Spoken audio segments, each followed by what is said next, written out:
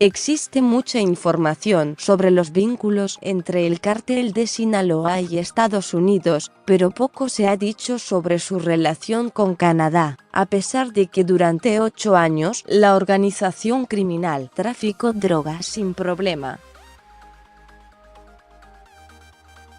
Una investigación reveló cómo funcionó en este país la red de negocios de Joaquín El Chapo Guzmán, quien el 25 de junio podría recibir una condena de cadena perpetua. El cártel encontró en Canadá una oportunidad de negocio.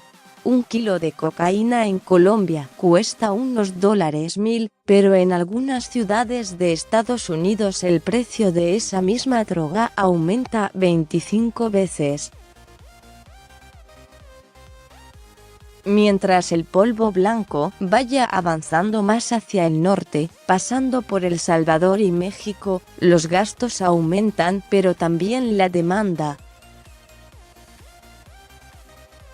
Un consumidor final en Nueva York va a terminar pagando los gastos que requirió sobornar a policías locales y agentes aduanales para que la droga llegara hasta él.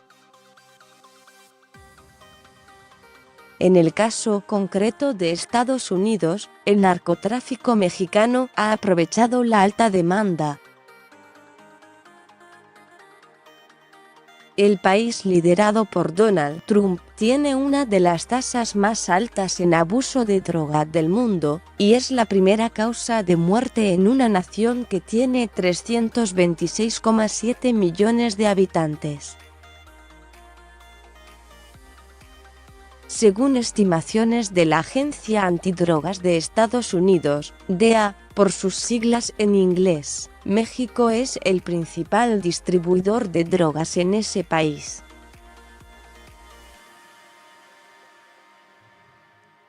De acuerdo con el periodista Oscar Valderas, el cártel sinaloense supo aprovechar la escasez tecnológica que tiene la Real Policía Montada de Canadá para detectar operaciones criminales transnacionales.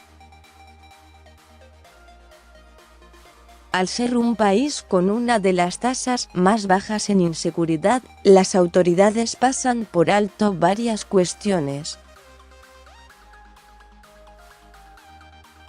Para distribuir la droga en el país más extenso de América, el cártel de Sinaloa tejió alianzas con los narcotraficantes más poderosos de la nación. Stephen Tello, alias Catboy, un millonario agente de bienes raíces, es señalado como el responsable de meter al Chapo Guzmán en territorio canadiense. El ex narcotraficante colombiano Alex Cifuentes fue el encargado de presentarlos, y también fue uno de los ex socios del capo que lo traicionó en su juicio, para recibir una reducción de condena.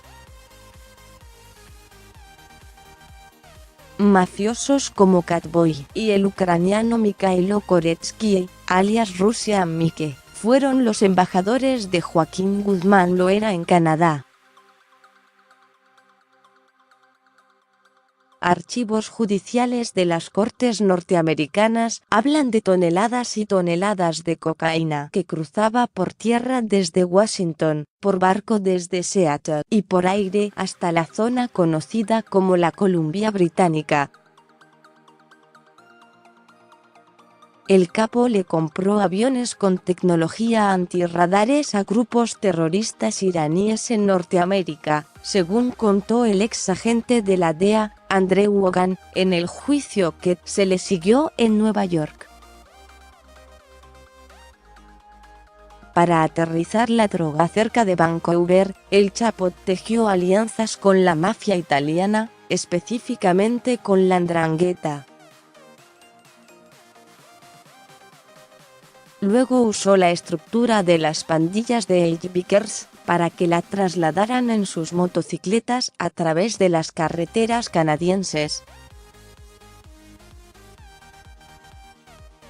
Ellos entregaban la mercancía a varias organizaciones locales, entre ellas la mafia rusa, quienes la vendían en escuelas, bares y hospitales.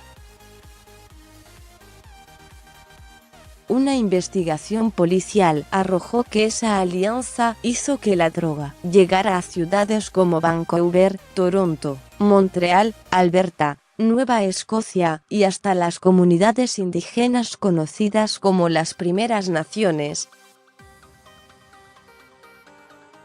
Canadá le entregaba, hasta su segunda detención, unos $3 millones diarios al Chapo Guzmán, que de ser sentenciado a cadena perpetua, terminaría sus días en un régimen de aislamiento.